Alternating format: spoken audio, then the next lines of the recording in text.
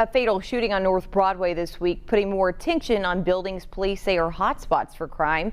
Wichita's police chief now urging the city council to revise its ordinance and allowing law enforcement to close buildings where crime is constant.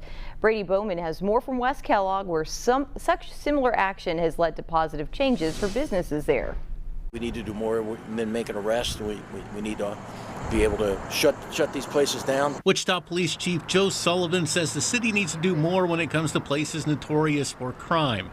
Those comments from Sullivan following a fatal shooting Tuesday at a North Broadway apartment building. Numerous citations issued, and we're going to continue to either have this building, have those citations rectified, or have this building shut down. But it has been a problem for this community for quite some time.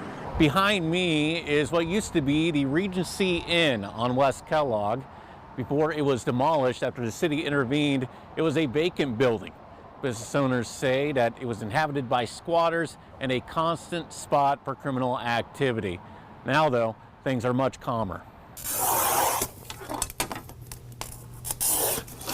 Since that motel closed down, we've noticed a change in fewer shopping carts left out in the parking lot, picking up trash and loitering.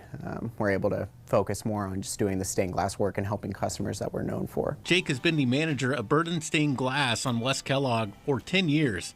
He says taking time to make reports to police is no longer needed, and overall, things are much better than the way they were. We teach classes on Tuesday nights that would get out late, and sometimes, it would be nighttime, and it just feels safer. And now Jake says there's more optimism about the future for the area. Since having that closed down, the area has cleaned up, and I'm looking forward to seeing what businesses can move in next door.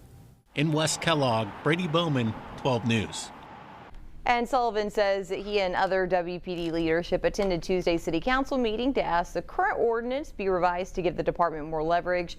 He says Tuesday's shooting would count as 2 of the 3 necessary strikes required for the department to take action under the current ordinance.